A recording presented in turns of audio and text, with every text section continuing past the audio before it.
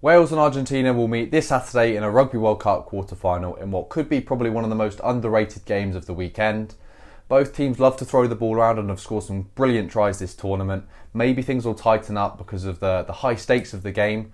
You know, the winner goes on to a Rugby World Cup semi-final and could create history for their countries respectively. So look, it's going to be a big game, and in this video I'm going to be running through who would make my combined 15 from both sides. So we're going to start off in the front row. As always, you've got Thomas, Lake and Francis against Gallo, Montoya and Gomez Cordella. Now look, the Welsh have scrummaged really well throughout this whole tournament, have really impressed me there. The Argentinians have been a bit mixed. Argentina obviously didn't get off to the best start against England. For me, the front row, I'm going to select Gallo. Only just because of his slight, I'd say around the park he does a little bit more, carries a little bit more, and is a little bit more flashy. And then Dowie Lake, and then Thomas Francis. Now I think in this front row there's a decent balance that I've selected between sort of the outside of the set piece brilliance from Gallo, the ability to use these little tip passes and be a little bit more attacking. And then you've got Lake, who really is a hooker, is a brilliant all-rounder, brilliant line-out darts, links up really well with Rowlands especially. And then you've got Francis, who when it comes to scrum time is deadly serious and can really eke out scrum penalties. Moving into the second rows, I'm going to go with Will Rowlands and I'm going to go with Tomas Lavanini. Now Lavanini had a very poor Rugby World Cup last time out, getting red carded against England by a high tackle on Owen Farrell.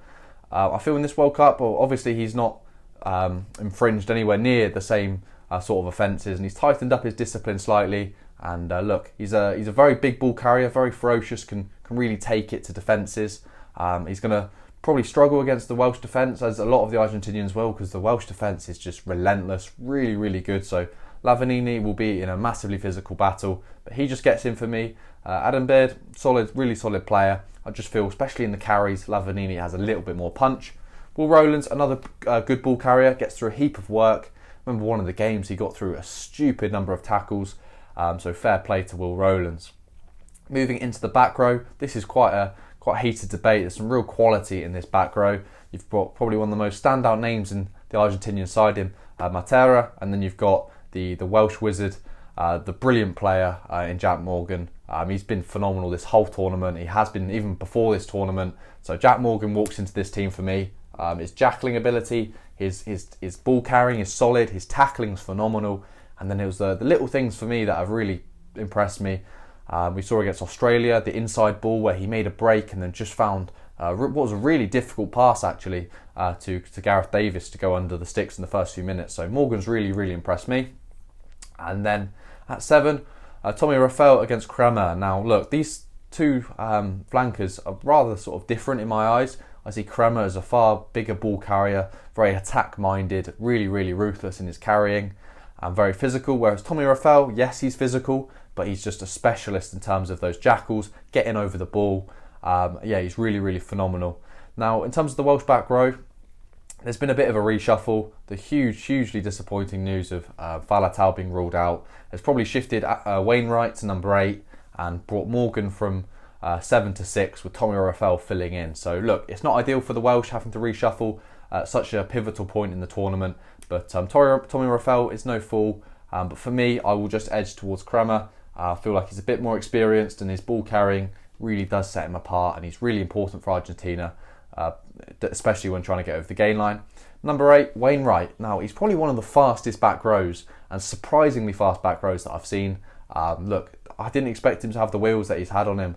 There's been certain games, I can't quite remember which ones exactly, but not necessarily from this World Cup, but I've just seen him just open up the tank, and he can really fly for a back rower. But for me, Gonzalez gets in for me. I've been very impressed with him, especially in the Japan game. Really strong in the carries. Once again, just ruthless. His ability to repeatedly perform such powerful carries is very impressive.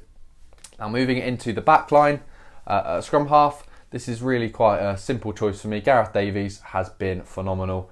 I think he leads the Rugby World Cup try-scoring charts for scrum halves. He's been absolutely unreal. Good box kicking, and then it's his running game. His stamina must be ridiculous because you'll just see like just a simple defensive play, and you'll just see him fly out of the line and just make a tackle or go for an intercept or anything like that. And the fact he's got energy to do that at the latter stages of a game is really impressive.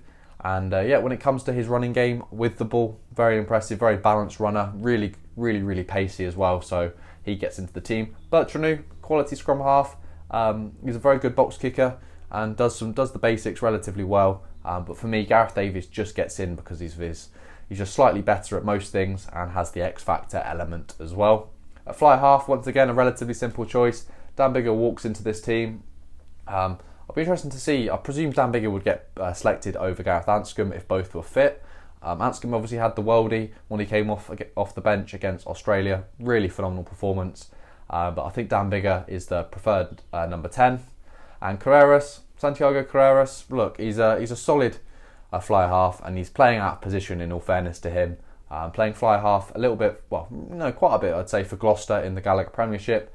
For me, he's not an international level fly half. He's an international level player, but not fly half. He looks a little bit lost at times.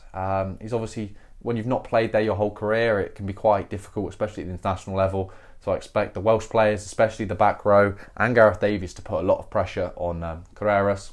But Biggar gets in for me, phenomenal player. Now, the Carreras that does get in the team is actually Matteo Carreras. Look, Josh Adams is an incredible player. And look, it's really 50-50 between these two. Look, I think Carreras is better than Rio Dyer, definitely. But Adams, look, Adams is a quality player. But I will just slightly tilt it towards Matteo Carreras, simply because of his tenacious running. Hat-trick in the last game against Japan, which was effectively a knockout match because they had to win it. And he really stepped up. Good under the high ball. Defensively, so strong. Can really make some solid tackles. And then when it comes to attacking, you've got to keep a good hold of him, otherwise you'll run straight through you. Moving into the centres. Now for me, Tompkins gets this one. Look, I think Tompkins defensively can sometimes be a bit of a liability. I just feel he's played some really quality stuff at times. I mean, against Fiji, he did get found out a little bit defensively. But in terms of attack, he can work really well with George North. He loves the little tip pass to North or North to Tompkins so they can sort of rotate.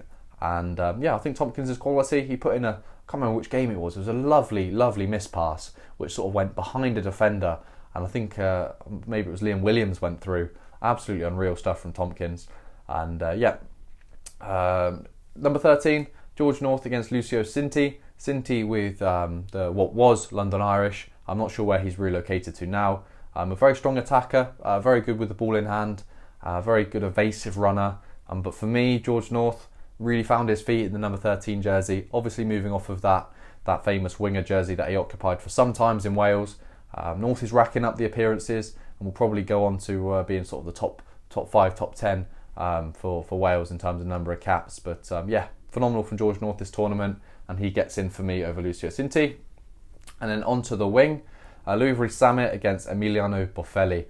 Now look, for me, Boffelli is more of a fullback. I don't quite see him as a winger. Maybe I'm wrong by thinking that. If you were to compare like pace between Zammit and Boffelli, like it's not even a contest. Well, to be fair, Zammit against most players isn't even a contest.